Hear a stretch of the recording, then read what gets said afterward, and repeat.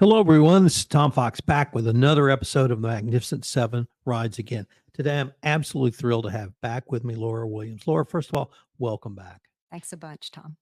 So, Laura, could you tell our audience when did you fall in love with art? I can't remember a time where I wasn't in love with art. Literally from as a little girl? Yeah, some form of art. I remember as a young child, I grew up in Katy, Texas, Right. and we lived in town when I was a little girl. And I remember when my dad would mow the yard, I would make little floor plans out of mown grass clippings and, literally a floor plan on the grass. And then probably, I think I was 8. My dad was artistic, and he started taking oil painting lessons from a woman in town. Rosemary Dunk was her name, and he invited me to go along with him, and Miss Dunk, set me up with a canvas and brushes and had me starting painting. So I did my first oil painting at age 8, under her tutelage. Did you take art classes all through high school? No, I didn't. Funny story there. I forget what our track was called back then, maybe honors courses.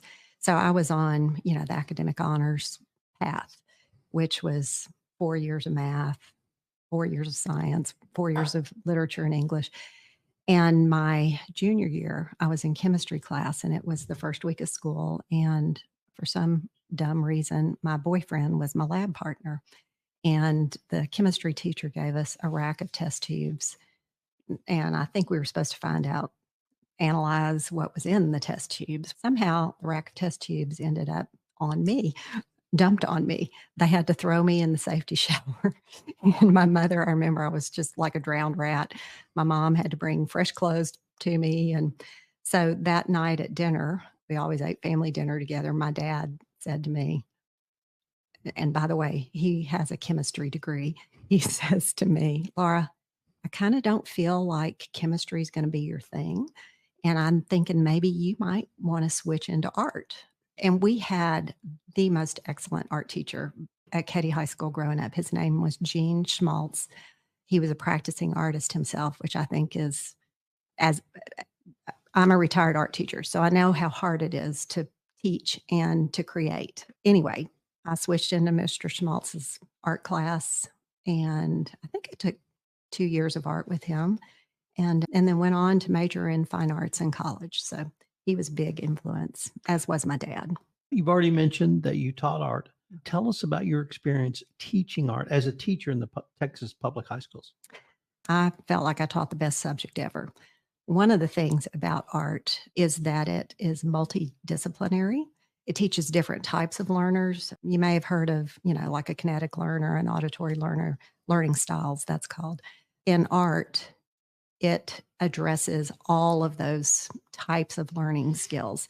But then also simultaneously, you're learning science, you're learning math, you're learning literature, you write about the piece that you've created. So to me, it's one of the most important courses I think that anybody can take. And I'm glad that Texas still supports a fine arts curriculum, be it visual arts or, band, music, theater, whatever. But I think it's a super important aspect of learning.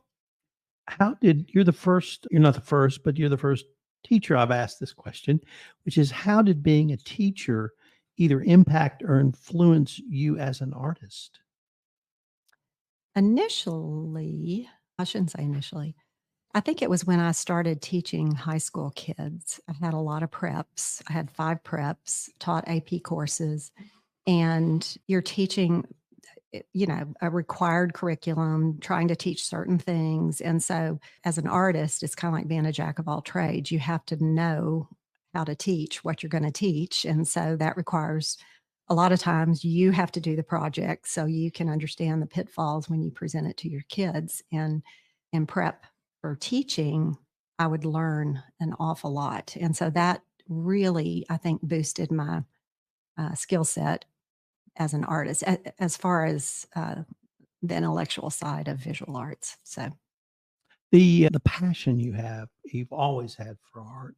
Is that something you can put into words? Is it just so much a part of you you can't imagine existing without it? Can you articulate that for us at all? Mm.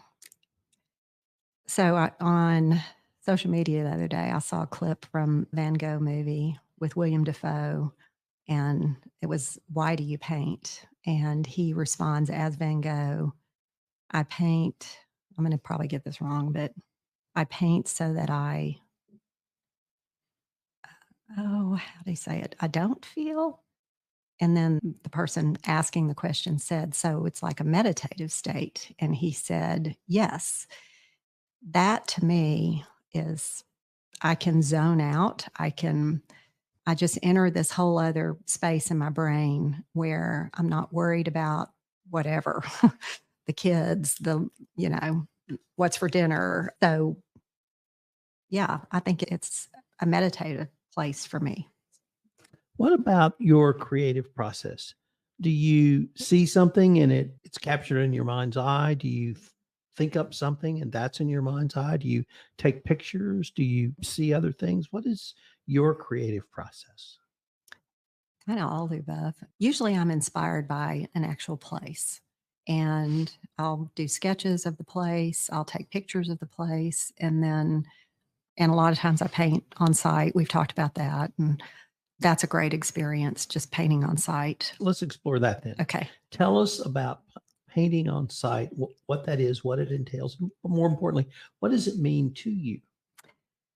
Okay. So the technical term is plein Plein air. air, which is French. And the Impressionists did that originally. They went out and they painted light and light effects. When I go out plein air painting, of course, it's like a fire hose full of information because your eye can see everything: depth, color, value, all these things, all the detail. So you have to do some analyzing to try to figure out, okay, what drew me into this site that I'm going to paint, and then try to focus primarily, if it's going to be a successful work of art, what drew you in is the message that you're trying to capture. And hopefully then someone else sees it and they feel the same way. I'm kind of lost in your question. When you say feel the same way, how about they just feel? Because Yeah, I may feel something different than you. absolutely. And very true statement. And hopefully you do. Hopefully you feel something that I never thought about or didn't see, or yeah. Could you tell us about the Magnificent Seven rides again? What has that meant to you? To me, it was last year, our first show, a really good challenge as an artist because it's a big wall space. Had to plan and think, what am I going to show? Is it cohesive? Is thematic? I tried to make it thematic, but time got to me, so it became whatever it became. But such a great experience, just the amount of work that had to go into it. So I want to say maybe last year I had 17 paintings, can't quite remember, but around that.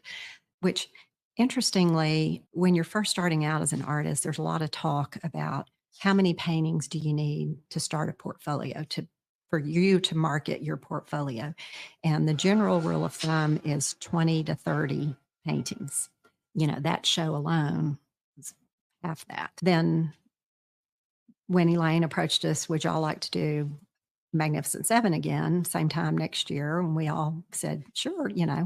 I felt, again, it's a good challenge. It's a good foothold to create a lot of new work, which then,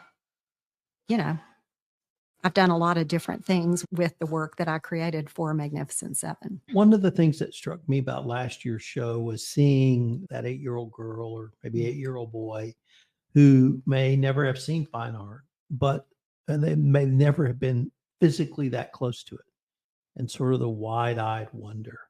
What do you say to that little boy or girl who's staring at your painting and they obviously feel something?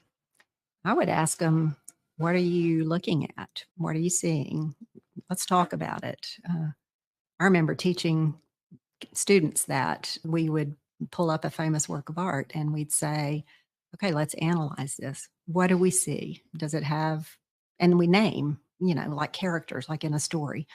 What's the character? Who are the characters? And what's going on? Does it have a narrative? And then into, let's talk about color. And when you're teaching art, color theory is a big thing. Is there a particular color scheme, monochromatic, whatever, triad? Is there something you hope to get out of this year's show? Honestly, just preparing for it, creating, new body of work. I feel satisfied with that. It'd be great if some of my paintings speak to somebody. Also, another thing I was thinking about the other day, because I did have a painting I posted on Instagram. I had a couple of my old friends that I grew up with in Katy contacted me about this particular painting, and it's a Roadrunner. And I told them it's on reserve for the show. Anyway, this one friend said, I'm buying it at the show. So I said, no problem. This is James Lee Johnson, a good friend from, when I was 6 years old. I told him, I said, part of the proceeds goes to Kerrville Arts and Cultural Center. And I explained to him, I said, this is a nonprofit organization. They try to help artists all in the Hill Country, and they've got many great programs. So I want you to know that some of the proceeds from the sale are going to this great organization. So I started thinking on that. I feel good that part of the proceeds goes to KACC, and then they pass it on, pay it forward. So that really leads to the next question I wanted to ask, which is the local Kerrville art scene. And I don't mean the Museum of Western Art scene. I mean people like you, people like the Magnificent Seven. What does having the KACC mean? What does it mean to have a group of women to support each other? What does it mean to have a podcast about what you're doing? And it's all wrapped up in the local scene. Could you talk to us a little bit about that? Sure. It means the world to me. And I feel like all of my artist friends, the Magnificent Seven, artists beyond that circle of friends even, and your support with the podcast, getting the word out there. I could sit and paint and collect my own body of work, that stacks up around the studio. KACC and you have provided like a venue and an avenue into look at these emerging artists, I'll call us, and you've helped us to have a platform. KACC with physical space, and then you and Andrew with, getting the word out on the airwaves and social media. And I'm most appreciative and thankful for both of y'all and KACC, and then supremely thankful for my artist friends. It's so important because you do work somewhat in isolation in your studio. You can get all inside your own head and not always a great place to be, all inside your own head. So having your other artist friends, like we'll go out and plein-air paint together, or we'll have lunch together and talk about what's going on. It really is it's kind of like having mini pep rallies every time you gather together. You can do it. Unfortunately, we are near the end of our time for this episode, but before we leave, I wanted to ask if our listeners wanted to see your work, find out more about your work, is there a place they can go? Sure. I have a website. It's laurawilliamsgallery.com. Had to add the gallery on because there's only like 10,000 Laura Williams in the world. I'm also on Instagram and Facebook under Laura Williams Gallery. Laura, I can't wait for the show and can't wait to see what you come up with. Thank you, Tom. Thanks so much for your support.